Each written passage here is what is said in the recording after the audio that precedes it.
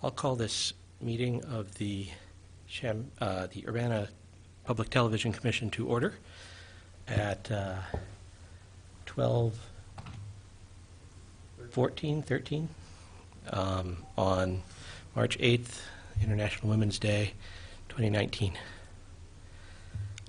Would the clerk please call the roll? Commissioner Schultz. Here. Commissioner Folk. Present. Commissioner Cinder. Present.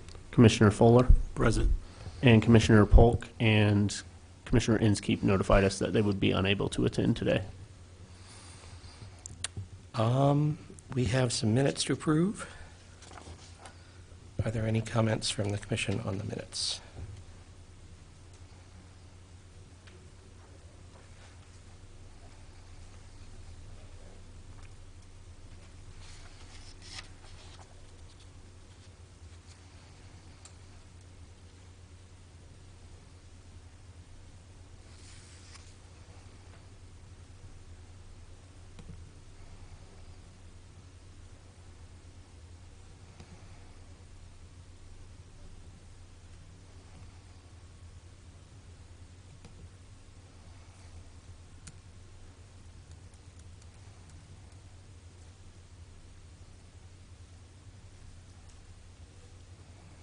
Hearing none, I will ask for a motion to approve the minutes. Move approval of the September 28th, 2018 minutes. Second. All in favor? Aye. Aye. Unanimous approval by those present. Moving on to correspondence. So this has been a more correspondence-heavy period than our previous, largely instigated by a proposal from the staff to do some pretty radical changes with the way UPTV has been run in the last, 15 years, something like that, 20 years, 22 years. I think it makes most sense to deal with all of the related correspondence there at the time of that we're talking about that stuff. So I guess I'll ask for a motion to table this until all of the correspondence was related to that item. So I'll ask for a motion to table correspondence till we're discussing new business, new public access channel timeline. Is that where it should be, or? I kind of see items C and D getting blurred a little bit, but either one is fine with staff. Okay. Move to table the correspondence. Second. All in favor? Aye. Aye. Unanimous approval by those present. Moving forward to the staff report. Well, first of all, I just want to thank all four of you for being here. We were gambling as to whether we would have a quorum or not this week, so I appreciate your time. Also want to note that we currently have 2 vacancies for the UPTV Commission for Urbana residents, so if any of you know of any Urbana residents that would like to serve on the UPTV Commission or that you think would be a good fit for us, we certainly want a variety of backgrounds and viewpoints on the commission moving forward in the coming months. In October, we hired 3 new camera operators, Austin Pontius, Andrew Scolari, and Kevin Lau. Kevin's actually operating the cameras today, so we appreciate him being here. All 3 of them have really stepped up, learned quickly, and have been instrumental in the transition process. They've actually taken on some of my duties as well.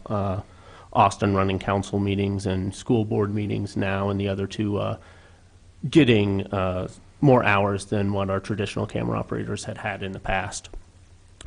Jake Schumacher officially retired as UPTV station manager last week. We were pleased to welcome him back on a part-time basis this week, so he had a nice 4-day weekend, and that was it.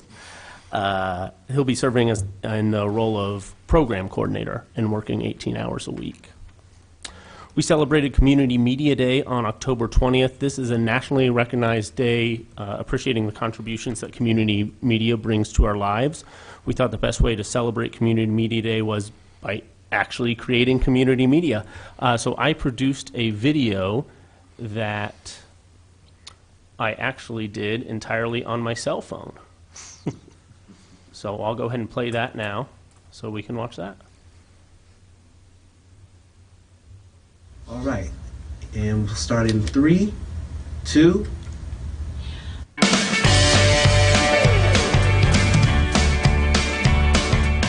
It's Community Media Day here at Urbana Public Television.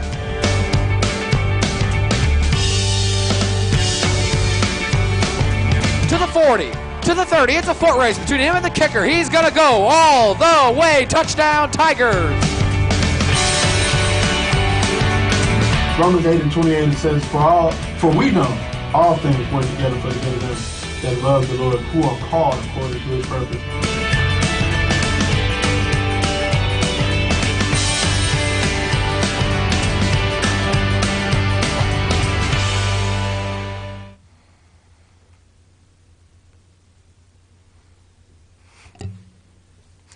We also produced a series of informational videos on how the City of Urbana's Public Works Department does a fabulous job clearing the roadways during winter weather events. I actually got to ride around in a snowplow, as you see me there with Troy Richmond for this production, and we even went live on Facebook, which was wildly popular, just me kind of talking about, hey, I'm in a snowplow, this is what the city's doing during a winter weather event.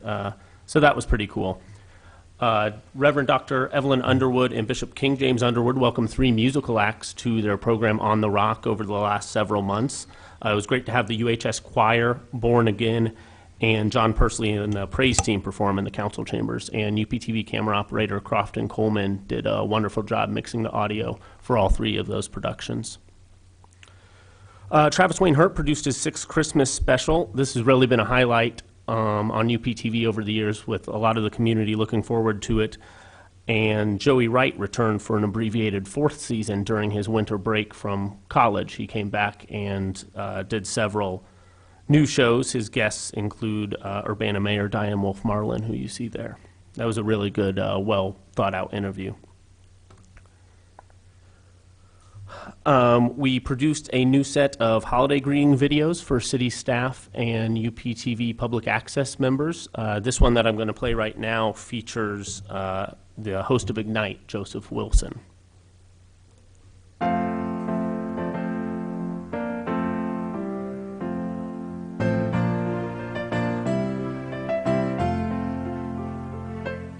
Hey y'all, happy holidays to you guys. I'm Joseph Wilson on Ignite from UPTV.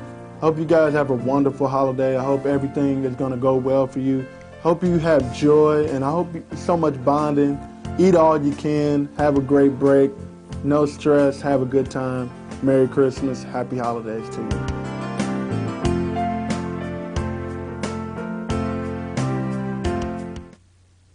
Those are always fun to do each year, and it seems like our membership, as well as the city staff, really get involved with those and appreciate us doing those. Urbana School District Board of Education meetings have been popular over the last year, really. We doubled our previous live stream numbers for simultaneous viewers on the February 5th meeting. WICD Channel 15 also used our footage for a news story on the meeting. Real Reviews Rewind, which is UPTV's long-running movie review show with Chike Coleman, was featured on CU Blogfidential. So it was nice to see Chike and Sanford both get credit for their time working on Real Reviews. Looking at some of our most viewed videos on YouTube, that included the Board of Education meeting from both December 4th and February 5th. Both of those meetings had just over 580 views. Our most popular Facebook posts came within 4 days of each other. The Facebook Live video from Candlestick Lane reached over 9,000 people. I went to Candlestick Lane with the idea of, hey, we're going to post-produce a nice video, which we did, and I took an hour's worth of time there, and I took probably 2 hours on post-production and a real nice video, but then I spent 3 minutes on a Facebook Live video, and it was wildly popular. So people want their content now, is what we learned from that. And then just a few days later, the Urbana Police Department had their Shop with a Cop program. So we did a feature story on the Shop with a Cop program, and that was popular on Facebook as well. Some other UPTV members were in the spotlight. That included Sean Williams, host of Let the Truth Be Told, and Donna Jones, the host of Be You Say Bye. If there is an award given out in 2019, most likely it's going to Sean Williams. He was the recipient of an award at the Champaign County Reverend Dr. Martin Luther King countywide celebration, and he's also going to be recognized later this month at the CU Schools Foundation. He's the distinguished alumni, one of the distinguished alumni as he graduated from Urbana High School. Donna Jones was one of the presenters at last week's That's What She Said event, which was held at Virginia Theater. I wasn't able to make it, but the picture that they had shared on social media of all their presenters was actually of Donna, and she was up at the podium laughing, and it said that summed up the event. So I'm sure she didn't disappoint, as is usually the case. Some of our most popular tweets included the video coverage of the Attached Student Art Show, which reached over 1,100 people. And our most popular tweet came just this past weekend. The Urbana High School boys basketball team won their first regional title since 1989 on a buzzer beater. And we took the clip of the buzzer beater and tweeted that out. Reached over 7,000 people. The News Gazette also picked up that video and wrote a story about the Jermail Young Jr. who hit a game winner. So that was featured on their website as well. We held a UPTV public access meeting and open house on Saturday, February 23rd. We celebrated Jake's retirement. We also recorded some new IDs for UPTV. Which we tend to do, and we had a real good discussion about the future of public access television in Urbana. We brainstormed ideas on what our membership wants out of our media access center, what they want in the future, what they want now, kind of just getting their ideas on what they would want should there be another entity running that, or what they want us to do in the short term. I'll report a little bit more on this later in the agenda, but this is something that we'll carry forward in our report coming out in July about the feasibility of a new public access TV station in Urbana. Some other very exciting news is that we now have T-shirts available for purchase. You'll see UPTV member Carletta Donaldson here sporting her shirt. This is something we've talked about over the last few years, and just like, yeah, we need to do it. It's kind of on the back burner, so we finally pulled the trigger and did that, and they're currently for sale. UPTV members are very happy that they can sport our logo out in the public as they go and film events and help us promote UPTV to everybody else that may see them. I want to end the staff report on a blooper, and I know Mark will appreciate this. Just to kind of set the scene here, we were filming a recent episode of Mark in the Park, and in mid-production our studio light blew. So this is kind of their reaction to that. Brookins Gym, or if you have any questions. Ooh, wow. Did that get recorded, my reaction to that? Yes, Kyle, it got recorded, and now I'm showing it on TV. I knew we had to stop and re-edit, so I tried to be as quiet as possible, saying we need to have a natural break so we can pick it up again. But I think that's to me, that's what makes the clip so good, because he goes, woo, and you can really tell, and you just kind of calmly, you look up and then look down and look at me and then back at the camera like you're ready to go again. Okay, take It's two. very cool. Yeah, exactly. So that's all I had for the staff report. Were there any questions? What's the cost of the shirts? $15. Okay. Is that We- small through 2X?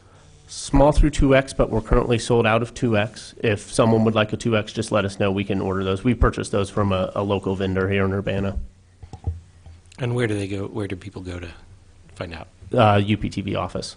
Yep. I guess my only question would be, have you, it would be interesting in your preparation for your July work to go back through that staff report and kind of the equivalent of use a highlighter to figure out which parts of it are public access and which parts of it are government, to give kind of a feeling of what the feel of the channel is going to be if we move forward with that. Yeah. Yeah, I think that's a very good idea, and I don't want to just go back through this staff report. I want to go back through the last 15 years of UPTV, as people have come to know it, and say, okay, this is what this is what Channel A would look like if we were to separate it, and this is what Channel B would look like. We'll talk a little bit more about this in the timeline, but kind of gearing up for that July report, what that's going to include is, first of all, our public access membership feedback, which we're not done receiving. You know, we get feedback on a regular basis about a variety of things. But that nice conversation that we had at the membership meeting really contained a lot of good information that I want to present in that report. We'll also be meeting with our cable providers to see the logistics of launching a fifth channel, and that's a big portion of that July report. And then at our June meeting, we'll talk about kind of the same thing. What do you guys and the entire commission want to see out of a media access center? So those are all some of the things that will be contained in that July report. I don't know that it's appropriate to address now, but at some point in this meeting, can we get an update on where you're at on where that might be housed? Well, not physically, but where control of that channel, how that might be put together, or if you're not there yet, an update on where you're at. We'll update you on where we're at when we go over the public access timeline later in the meeting, if that works. Okay, we do have someone in the audience, and I guess I'd like to invite them to come up to the podium, give your name, and I think you have 5 minutes, and if you want to request additional time at that time, you can. And I think Chris would like to introduce this audience. Okay. Yes, I want to introduce Ms. Karen DeBush. She is one of our Urbana Middle School wonderful music band teachers, and she has some good information to present to us. So without further ado, Karen. Thanks for having me. I applied for the Dr. William P. Foster project that you see here a year ago, and we found out this year that we were one of 5 national finalists, which is a really big deal. And I was really thrilled that our program was able to be represented at that level. So the Dr. William P. Foster project, as you see up here, it's represented by 3 national organizations, and it's dedicated to the attainment of a high level of excellence for bands at all levels. And this year was the first year they included middle school. So I applied, and I had to include lots of good things. So some things I need to recognize before I go any further are people who currently teach at Urbana in the band program, Darren Hicks, Christy Fernsberg, and Stacy Peterick, and people who put many, many years in, Ellen Elrick and Ken Peters.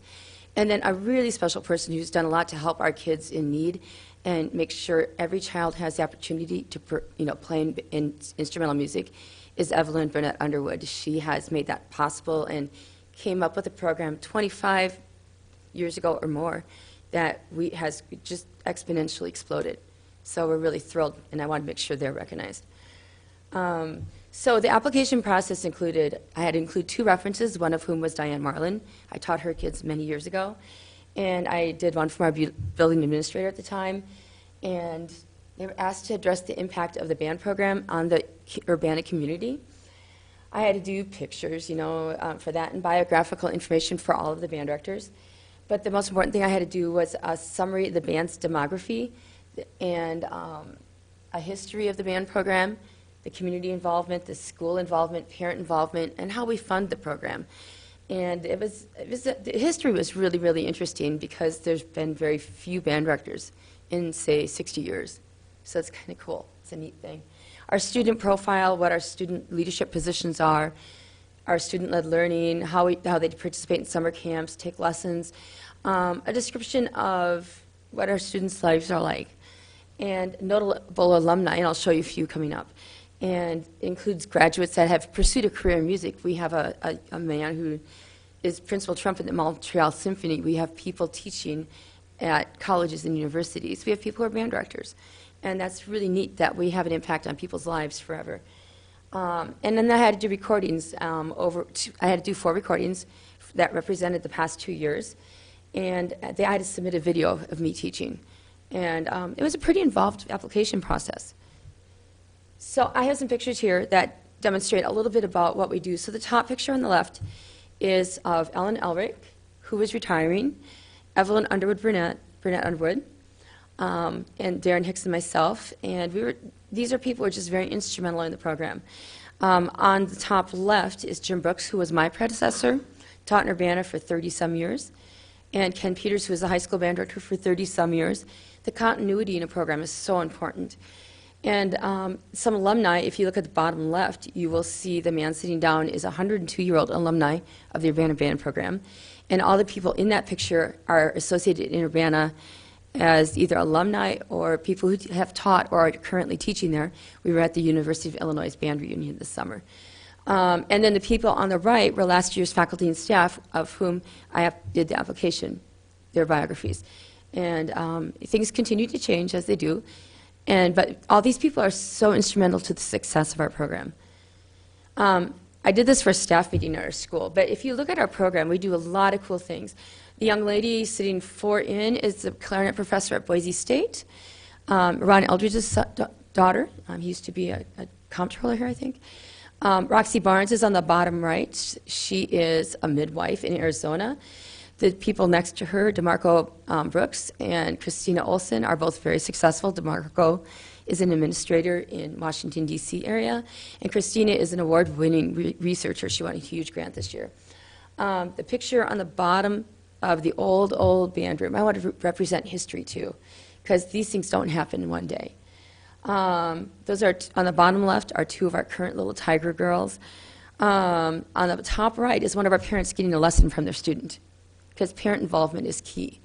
The young man in the middle there is a air controller in Chicago, and those are current students to the left. They're very involved in helping the program work. I believe a lot in student leadership and in student involvement, and I love to keep them active because that's how you make it work. And we have all kinds of kids. The concert band is the group that recorded for this endeavor.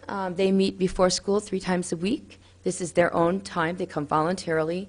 And if you know middle school kids, you know they don't like mornings. So this picture will be in national publications for the next year. And they actually looked up. That was a big deal. And then the presentation, this was probably the biggest honor of my whole teaching career. The person on the left was the person who chose our group from the Midwest Division. Dr. William P. Foster's son is the one in the second from the left. He did the presentations. Scott Casagrande is the third from the left. He is the head of the program, and I actually taught him in clarinet methods class at the U of I. And then the Band Directors Association, which is the National Band Directors Association, presented the award at one of their meetings also at Midwest. So it was a couple days of just huge presentations and just feeling really good about what we do here in Urbana. And it was just great timing, but it's a culmination of so many people's work over the years. It's not just me. I just got to represent them. So the 5 finalists for this award were Urbana Middle School, Austin Academy for Excellence in Garland, Texas, which is kind of an excellence kind of school, by choice. Lexington Trails Middle School in DeSoto, Kansas. Oliviera Middle School in Brownsville, Texas. They won. They have a band of, it looked like 6,000 on the picture, but it's about 500. And they have like 6 staff. It's just a huge program. He serves kids that go across the border every day, and it was just really, really neat what he did. Washington Middle School in Honolulu, Hawaii. So you can see the country is really well represented. And national recognition went to an elementary school, so they weren't officially eligible, but she had her percussion ensembles at Midwest. And so these are the people who are awarded and people who are very involved in the process of the program. So I did some reflections for our staff, because I think it's really important that even if you don't think you're going to get something, you should apply for it, because you never know. Just continually honing our skills. I've taught for 30 years, but I'm always learning. I think none of us are too young to do that. I've done national board certification and some things like that, and it was hard. But it makes our students know that we're learners too. I think that's important. We have to work together. I think that's a game for everybody, everywhere. And every day is a new day. Children are children. They have their days too, and sometimes we have to come back the next day and remember it's a brand new day. Our school is not unique in all the things that are happening. It's happening across the country. And we have a great relationship with our parents, and I think that's one of the biggest deals of what our program does. And that's, I think, one of the methods to our success. So I'm really proud to represent that we were a national finalist for this National Music Educational Alliance Award. It was a really great, great honor. So I'm really glad I could show this to you guys. So. Great stuff. That's it. Okay. Anyway, thanks. anytime you can support the schools. Thank you. Thank you. Thank you. I don't know. But it would be really cool if we could, like, I would think to reflect on the great things happening in our schools. That'd be a great TV spot to have. I really think so, because there's a lot of things going on that get overshadowed by things that are going on too. You know, so I think it'd be a great idea. Thanks. All right, moving on to unfinished business. What do we have for unfinished business? There is no unfinished business. That's hard to believe, but There's no unfinished business listed on the agenda. I see. Got it. And then moving on to new business. Let's start with the policies and procedures. Yeah, so the main update with our policies and procedures stems from your September 28th meeting. You'll find in your packet where I included my changes, but these were reflected over what Jake had suggested for the disclaimer slides and your feedback on the disclaimer slides. That's the only real content change as far as what it means for our membership and for the viewing audience. Other changes that I made in the policies and procedures, or I'm suggesting in the policies and procedures, in section 2.2 there was a membership makeup which included the cable commissioners, but we changed that cable commissioners line to say for Urbana resident membership, since there is no more cable commission. So the only reason for that change is just to keep us in line with what we're actually representing up here. And then in section 4.3, there was mention that if the chambers would not fit your television show, to call the Civic Center. The Urbana Civic Center no longer rents out space, so calling the Civic Center would not do them any good. So I took that out. The only other change was just changing any language in there that said production coordinator and referencing how you should contact the production coordinator. We changed that to you should contact the UPTV station manager. So this does need to be passed and approved by the commission, should you so choose, or if you have any changes, note those as well. Okay. I see one change to suggest. I'm not sure how I do this in Robert's world, but under item 3, I think it should be UPTV hopes you enjoy the following program. Yes. So I will note that, and as far as if that's acceptable to the commission, since you made that amendment, whenever someone makes a motion to approve the new policies and procedures, they would clarify including Chair Folk's amendment.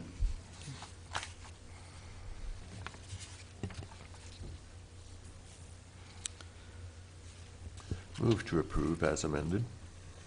Second? All in favor? Aye. Aye. Aye. Any opposed? All right, those changes are approved, and thank you. Look forward to seeing them in front of our super controversial programming going forward. All right, next item on the agenda is equipment purchases. Total money spent during this period was $985.88. This brings our total for the fiscal year 2019 to $2,242.83. Just a little bit about the equipment that's purchased. These are mainly upgrades to the council chambers, as far as allowing us to distribute HDMI to the appropriate sources. The Nutric XLR connectors. Our patch panel has been needing repair since before I arrived in 2006, and we're finally getting around to that, so that's good to see, and that's just to feed the media pool. We've been feeding them audio, but it's been a Jason Liggett special feed of audio, so this will allow anybody to feed them audio. Cool. It's a hefty price for the HDMI to Cat5 extender. So in addition to it being an extender, it's also a distribution amplifier, so it's going to multiple places. I see. I could see that. I know I used some that did not work very well in my home, so I'm not going to actually recommend you try and scrimp and save on that. All right. Oh, those don't have to be approved, right? Those do not need your approval. What Okay. do you do with the replaced equipment? Is that on standby? Do you donate it to a good home, or do you look to sell it? It kind of depends on what it is. In the past, UPTV has used their equipment to the point where it's not feasible to sell. A lot of our equipment gets cycled down to either the park district or the school district for their meeting needs. Thank you. Any other questions or comments from the commission? All right, moving on to the budget update.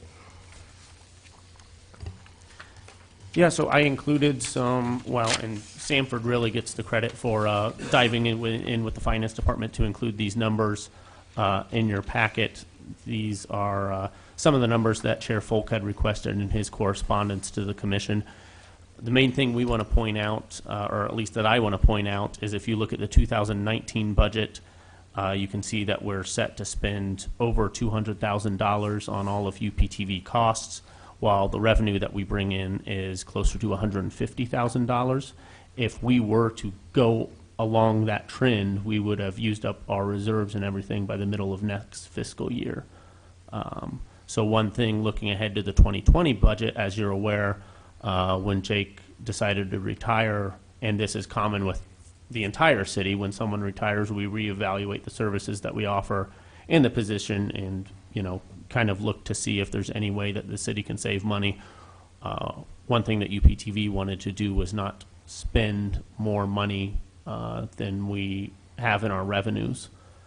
So that was the change from hiring a 18-hour-a-week program coordinator position. So now if you look at the 2020 budget, you can see that our expenses don't outweigh our revenues. Could someone clarify the transfer to information tech fund? I know Darrell Cruz had asked about that as well. Yeah, very good question. Sanford would be happy to address that. I would. So prior to 2019, there was a portion, the way the city handles information technology costs in general is that we pay them out of one place and then everybody shares that cost. So rather than have each of the departments, say, have their own contracts, we have our own IT department, our IT division, and then those costs are pooled and then allocated out. Prior to 2019, that was appearing as the line item called, it was 51,500. If you look at the second column from the left is the object code. So 51,500 shared IT costs. So prior to 2019, that was the line item that those costs were appearing under. Also prior to 2019, the only costs that were getting spread to everybody else were the actual licensing costs. So we would take all the Microsoft licensing costs that we have, basically, all the infrastructure costs, the hardware that we buy, the servers, the core, everything would go into this pool, but it was really just the hardware and the software. And the method that we used for allocating that was based on the number of computers that were used. So departments that had more computers got a higher proportion of the cost, departments with less got less. UPTV has a number of computers, a decent number of computers, given that we only have 2 staff members. So they were getting charged a representative portion of those costs. In 2019, we changed a little bit, and the IT costs were moved into their own fund entirely, and that included as well personnel costs. So starting in 2019, not just the equipment that we bought, but also the time of the IT staff was now being allocated citywide. So that now appears as a transfer to the Information Technology Fund. So it's the same process, it's just a different method for doing it. And you'll notice it increased significantly once we started putting personnel costs in there. Based on the 2019, which is the first year that we did this, we have proposed an alternate method for 2020, which is why you see the difference in 2020. And I want to emphasize that all the 2020 numbers on here are preliminary. The city is in the midst of our budget process. So these are numbers that are based on our first submission in the budgeting process. Okay, I just want to emphasize that. So we have come up with a different methodology, and this is a little more complex, but what we're proposing for this year is that we allocate our hardware and software costs based on the number of computers, but we allocate our people costs based on the head counts, on the assumption that we spend more of our time with more people. So just as an example, the farthest, the extreme away from UPTV is the fire department, which has lots of people, but not as many computers. So, fire, for example, is going to see a difference as well this year based on this new methodology.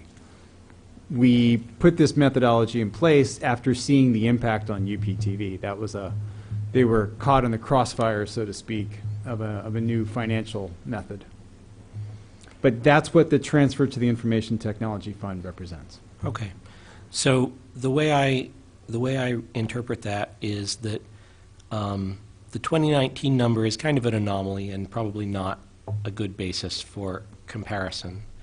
The 2018 and prior numbers are probably not good also for comparison because they don't have payroll costs in there or personnel costs in there. Correct. And the 2020 number is your budget based on an assumed, well, what is your assumed head count in that scenario? It is based, so we base it not necessarily on full-time versus part-time, but on user accounts. So Okay. there are 2 user accounts for UPTV. Okay. And so that's the methodology used. So that's based on a head count of 2. Right. Right. Okay. And one of the reason we do that is there are some departments that have people who do not have city accounts. For example, Public Works has a number of employees who do not have, they're not set up for city computer use. They're in the field all day. Makes sense. So that was, again, there's different methodology options here. We've tried to pursue the fairest possible method. Okay. And I agree with you. It's a refining process. The first year that we did this new methodology, once we got through the process, which was not implemented until late in the budgeting cycle last year, this caused us to do some rethinking for this year.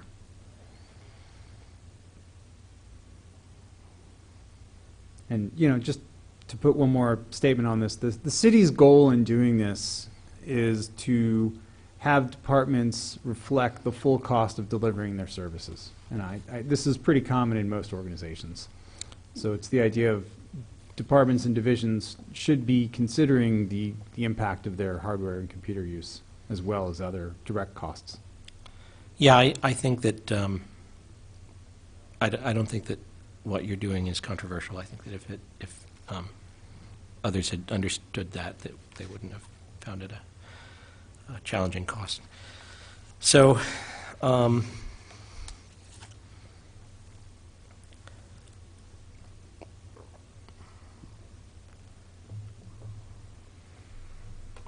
don't I see if other commissioners have anything to say while I collect my thoughts on this topic.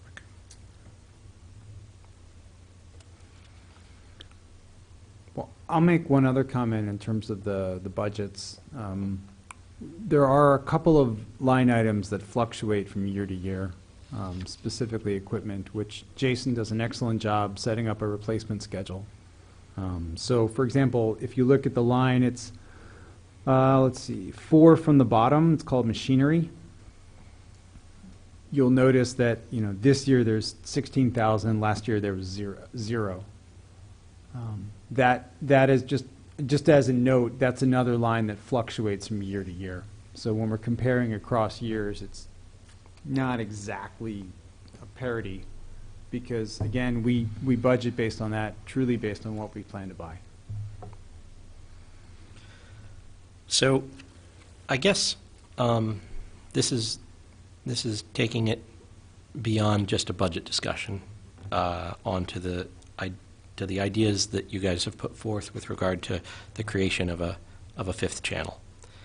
And when I first heard rumblings of this, it was expressed as a very positive thing.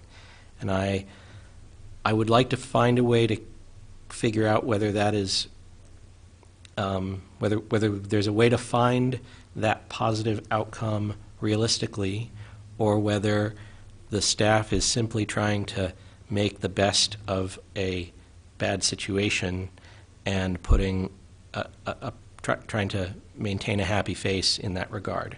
So there's two ways of interpreting this proposal of putting, getting rid of public access on UPTV and focusing UPTV only on the governmental and maybe education, but mostly governmental, as far as I can tell. Is that accurate, or? I would suggest that we might move into the timeline for the new Okay. public access TV channel at this time, unless there's any specific number-driven questions. And if by chance we get into the timeline and you say, oh, I have a question about numbers, we can discuss budget, of course, at that time. So the two other number-driven things are, the franchise fee is not reflected up here in the top section of this revenue portion, and that seems, I don't know, I think that merits further discussion as to why that is going directly into the fund without any portion of it going to UPTV, but also it seems to me that the PEG fee is specifically earmarked for hardware costs or capital expenses, and so there's some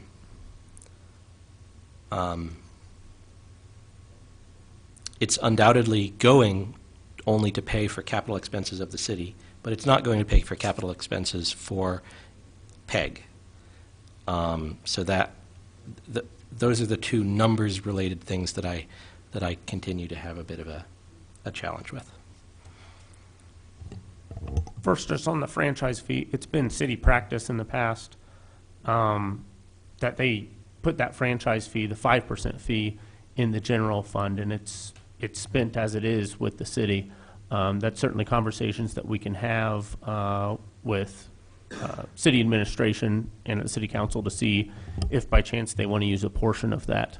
I will note that the city is not in great financial times across every department right now.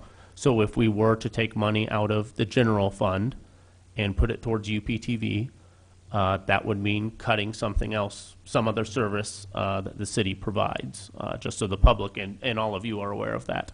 As far as the 2% PEG fee, we had a meeting this morning, and we're going to continue to look into all our options as far as how this is divvied up at the city and spent. We don't have any hard numbers at this time, but it is something that we've discussed with the finance director as well as the city administrator. Just talking, as you think through those issues, both of those issues, I don't think, I at least would not suggest that it's inappropriate for the city to spend the franchise fee in the way that best helps the city. But it seems like thinking about, where that comes from a philosophical basis and where it goes to, and having some idea of that would be appropriate. I mean, does it make sense for the wires that are going through our public rights-of-way and utility easements to be generating revenue for the fire department, for the public works department, for the community development department? Just how each department would have a claim on that funding, whereas I think the claim of the multimedia function of the government is very strong because it's literally carried over those wires. So that's all I have to say on that. I don't really need or expect you to be able to reply at this time. This is more, I'm hoping to have, by the time you're presenting your ideas more fully fleshed in July, something that doesn't feel like it's reducing the value of an important thing that we recognize in Urbana. I'll be sure to convey that. So I guess if there are any other commission comments, then I'd entertain them. Otherwise, we'll move on to the new public access channel timeline. Okay. Did you have more? to comment? Okay, so moving on to the, everything's budget related one way or other, isn't it? Death and taxes. So moving on to the new public access channel timeline, Jason, you want to introduce that to us or direct us to where we should start? Yeah, excuse me. Absolutely. So this is, in your packet, you'll find the timeline for the new public access TV channel. We presented that to council on February 4th. We also sent that to you in the memo that we sent to council prior to that meeting. Just going down this timeline, I want to, just emphasize that we're following this timeline. We're not jumping to any conclusion right away. We're not, deciding anything really. Ultimately, this will be a decision made by the Urbana City Council, not by staff or the UPTV Commission or the cable commission or the cable companies or what have you. The first step in that process, Jake Schumacher retired last month, as I mentioned.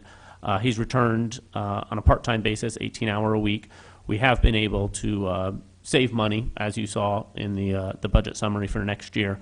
By July 1st, what the two of us, Jake and I, are going to do is put together a report on the feasibility and logistics of launching a fifth PEG channel. So what that channel would look like, as we discussed earlier, what that would mean for the government and education side of things, how would staff work in both of those scenarios, and also, are there any incurred costs from the cable companies, or how would that work? So that is what we're working on at this time up until July 1st, just putting together a report saying, here's what it would look like, here's what it would cost the city, here's what the end goal might look like. So it's very preliminary. As I discussed, we got membership feedback at our meeting in February. We'll get your feedback in our meeting in June, and we'll combine that in our report as we present that to City Council. From there, in the next 6 months, what we'll do is research and find some community partners that might express interest in operating that fifth PEG channel, the new public access TV channel. We have a short list already in mind that we'll contact, but it's certainly open up to a number of community organizations. In the memo expressed to council and what we'll present to you in June, we had certain criteria that we want of that entity. They have to be, free speech oriented. It would be helpful if they're trained in digital media of some sort, and we really want the spirit that we've created, that you've created, that the community created in UPTV over the last 20 years to live on, in the fact that it's an open forum. Anyone can come here and express themselves how they wish, and they'll help them put that expression on television and in video online.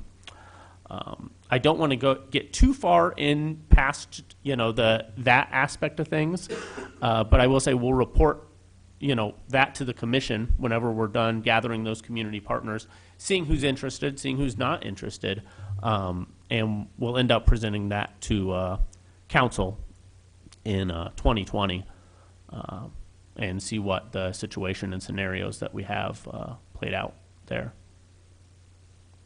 Do you all have any questions for me? Yeah, I wonder if you could share with us the origins of this proposal and idea.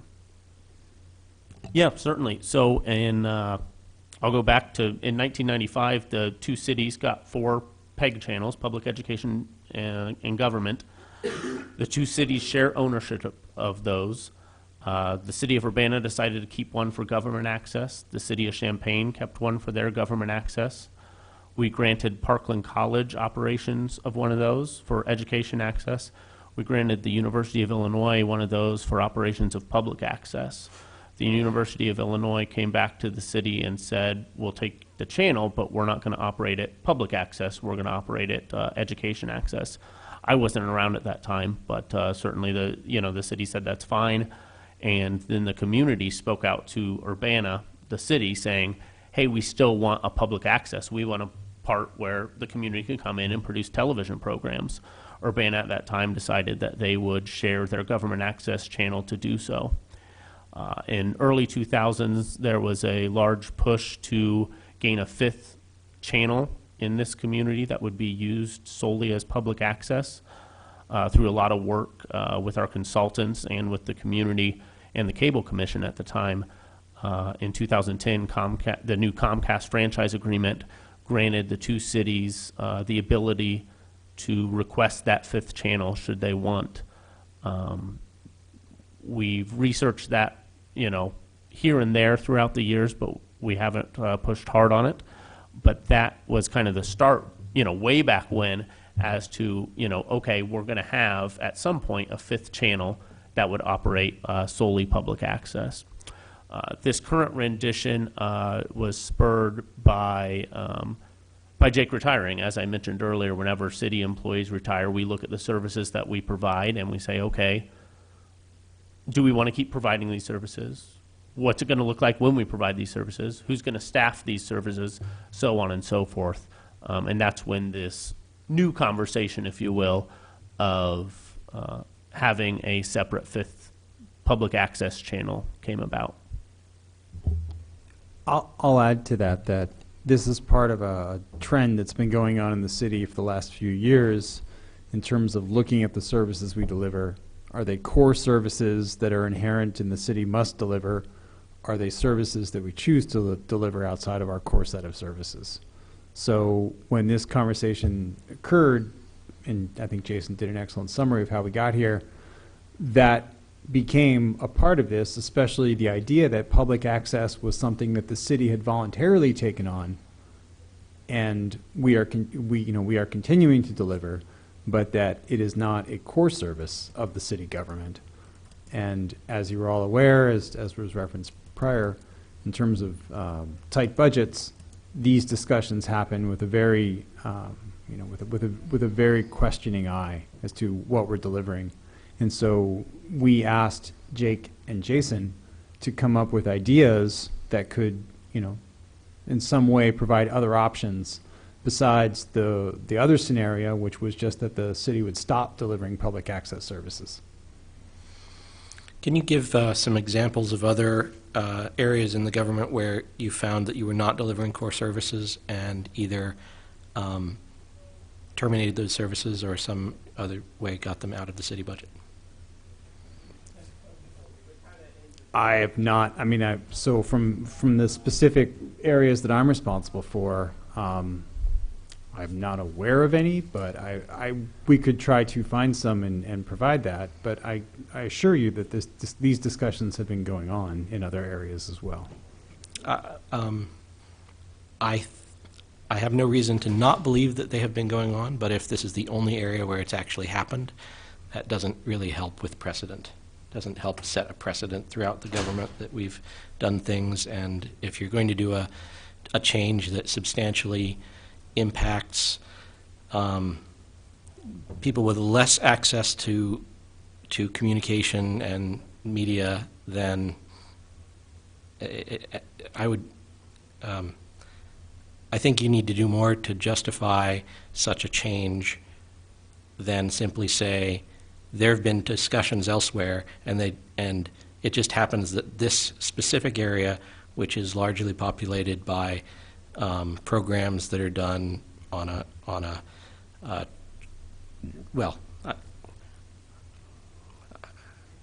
I don't want to make generalizations about your programming, but I feel that they are utilized by a component of the community that has weaker access to other media. That's the value that it provides.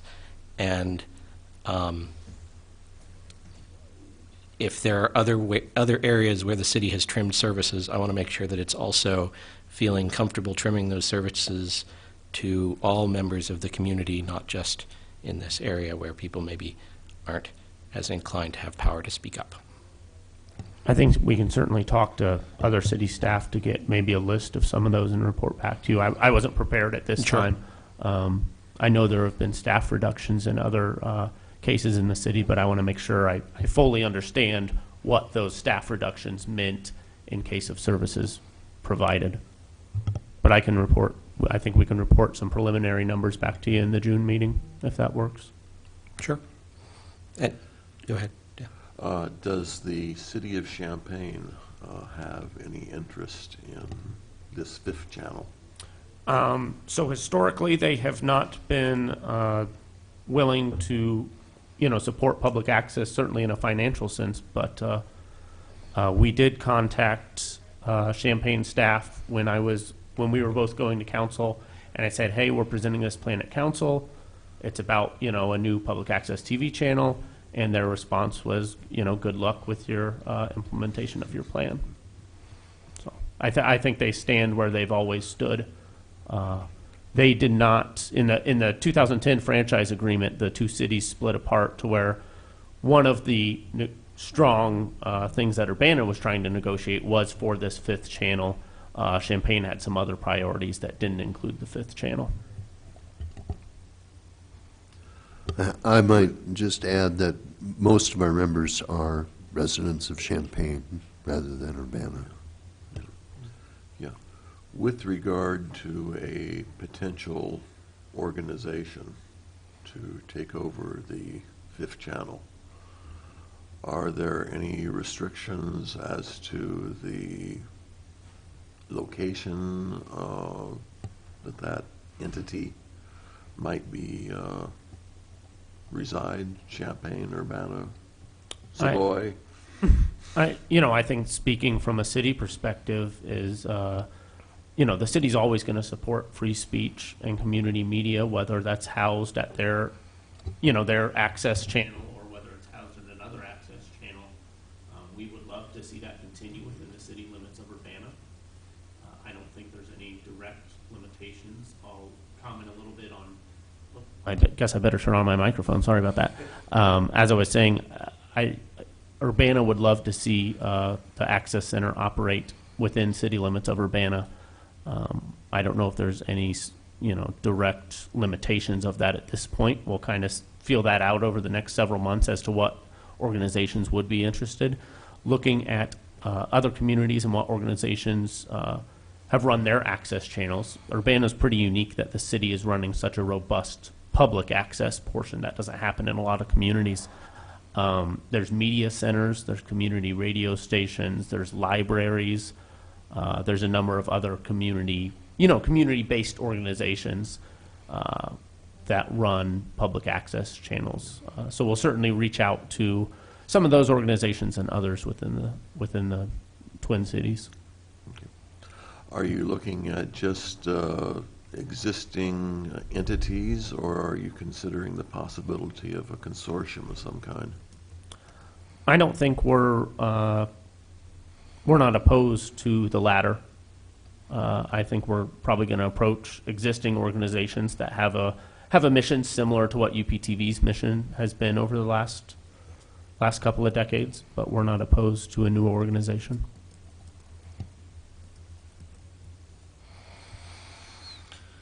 Okay.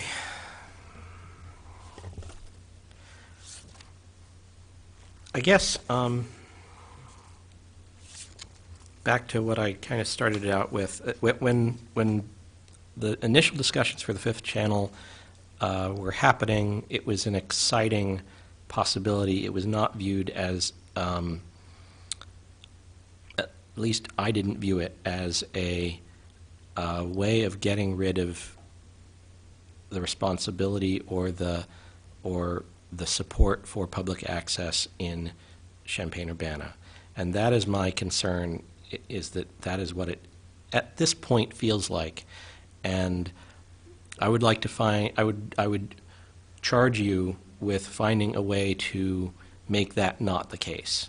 Find what support the city of Urbana can provide, and given the substantial amount of money that comes in, to some extent earmarked for this or philosophically in line with that kind of a service, I'd like to see the city of Urbana, if it's going to ask someone else to take the mantle on, be able to support them substantially in a way, in some way. Are you talking about financially support them, or just? I am talking about support them in the broad definitions that you can find, but if I were an organization out there asked to take on this mantle, I would, and I saw that you had a $550,000 revenue stream associated with this, I would expect some financial support to help me pay for the part-time staff that will make this a real entity instead of a, Wayne's World. I can certainly do that. In the course of your planning, I hope you will consider not only existing entities and consortiums, but the possibility of gaining funding to continue the service within UPTV. It strikes me that that would be a more doable task than farming the whole thing out. It hasn't been to this point, but I we understand. can certainly, and Yeah. I didn't go all the way down that timeline, but one thing is, if on the unfortunate circumstance that we're not able to find a partner who's interested, or we find a couple partners but we don't think it's a right fit, we would be going to the city council saying, if you want to continue public access and supporting public access, you need to provide X amount of dollars to continue that. So that's one of the options, and we'll certainly report that to the council as well. Do you think you'll have an idea of what that number of dollars is in July? Well, I mean, we can certainly put together a hard number, but just looking at our 2019 budget to 2020 budget, if you're looking to provide the same services we provided in fiscal year 2019. Yeah, that's not an accurate comparison for the reasons we discussed, though. You'd have to make some Well, I guess adjustments to that. To a certain extent, it is, because from a staffing perspective, running the public access station does require more staff time than not. So, one of the things that precipitated this was Jake's decision to retire. Became the initiation point for that discussion, but we consciously were going from 2 full-time employees to 1 full-time employee, and plus a part-time employee. And Well, go ahead. If you're done. Go ahead. That's fine, but you can't simply look at the bottom line number because of the IT fund changes. It looks to me like the difference based on, if that's what you're going to base it on, is about $20,000, not the $40,000, $45,000, or almost $50,000 that you've indicated if you just look at the bottom line. Yeah, So- we can figure that amount out. One other thing that we have done before Jake's retirement is we kind of went through and said, and very, very rough numbers, because our schedule tends to fluctuate between what we're working on, but we said we spend this amount of staff time on government access, this amount on education access, this amount on public access. Again, those are very rough numbers, just because my week, my day from 1 hour to the next fluctuates far more than I had thought out at the start of the day. But we can report on those numbers as well. Yeah, it would be helpful to have it seems to me like having that number in July as opposed to coming back and saying, well, we couldn't find anybody and now the number's this. It would probably be more helpful to have it then. I agree. Yeah, it would seem like there are some efficiencies to be derived by keeping both entities in one shop. I mean, I think that's why we've done it this long. You're right. Are there any other commissioner comments on this topic? Sounds like we'll have another exciting meeting in June, and perhaps we can have more audience input at that time and a more concrete idea of what the options going forward are. And yeah, I want to be clear that I recognize the challenges that both you as a department of the city and the city as a whole see. But as a commissioner on this committee, I have a charge of protecting something that we have historically viewed as a valuable and important resource for our community, and I will mention a segment of our community that has that is accurately reflected in your programming and is generally a disadvantaged community. And I take that charge seriously, and I think it's our job to push back if we see a diminishment coming in the capabilities there. So I just want to, I don't want you to take my my pushback as anything more than trying to defend this this capability that exists in our community. Comments are always welcome from all. All right. If there are any other commissioners' comments? All right, seeing none, our next meeting date is June 14th at 12 noon in these Urbana City Council chambers. I encourage all of you to show up and with your pitchforks or your joy buzzers, depending on your side of the aisle on this topic. Thank you, and I think since we're done with the agenda, I can adjourn the meeting without even a vote. Thank you.